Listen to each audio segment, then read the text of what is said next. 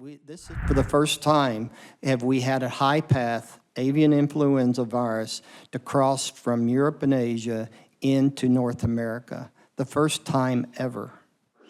The avian flu took center stage at a congressional hearing this week in Washington, D.C.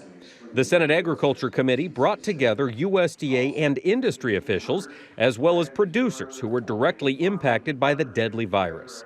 No exact cause for the spread of the virus was revealed, but mostly anecdotal information was given to senators indicating waterfowl were the biggest carriers of the disease.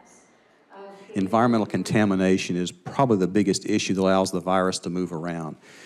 That may have been initially in the Pacific Flyway from wild birds contaminating environment, and that tracked in potentially around farms where birds may have been there eating residual feed that was spilled or having ponds too close to houses that it would make it easier to be tracked in. After the virus adapted in parts of the Midwest, then that contamination was in the barns, and they're more likely to have the tracking between barns by human activity. The biosecurity side of the equation is at the forefront of every producer's mind, as individual farms have different risks. And I think that we as humans, myself included, is that things that we do every day, repetitive over and over and over again, we kind of forget that they could be risk activities. We tend to look outside ourselves to somebody else being the risk and not myself. And I think that's the challenge that all farmers and the companies have, is to go back and really assess honestly, and sometimes using an outside person who does risk assessments to say, where are the critical control points? The last confirmed case of bird flu was more than 3 weeks ago, prompting officials to say the disease has been eradicated in the United States. However, those same leaders were quick to point out the virus could return in a few weeks, impacting the same areas and even new locations as the hot, dry weather wanes.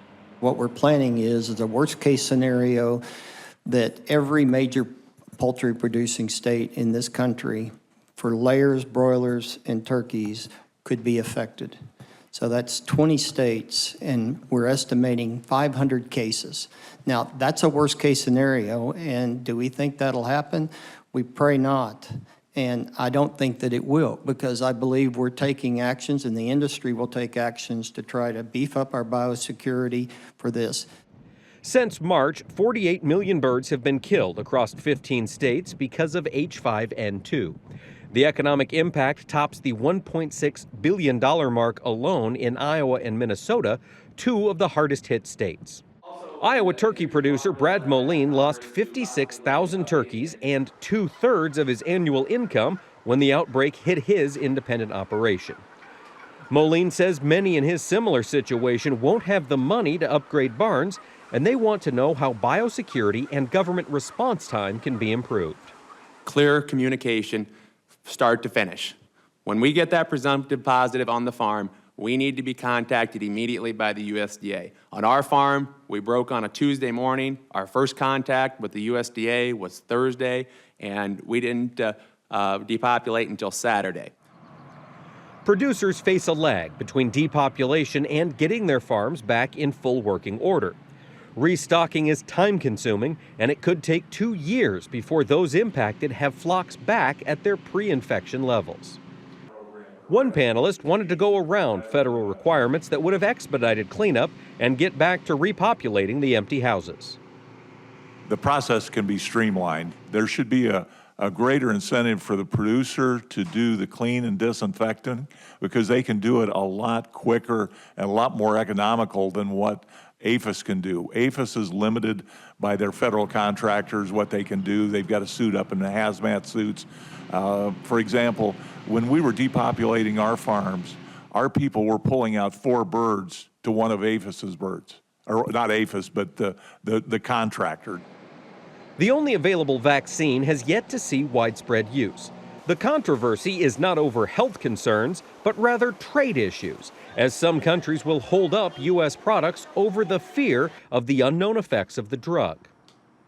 I want the tool in the toolbox to use if we need it. The limiting factor for the use of that is trade. You have to weigh a loss of $3 or $4 billion in trade against the use of the vaccine itself. Yeah. And it's a difficult situation. Farm economist Thomas Elam testified some domestic producers were benefiting from higher prices, But just because the cost in the store goes up, the worth has not gone up for those in the grocery store.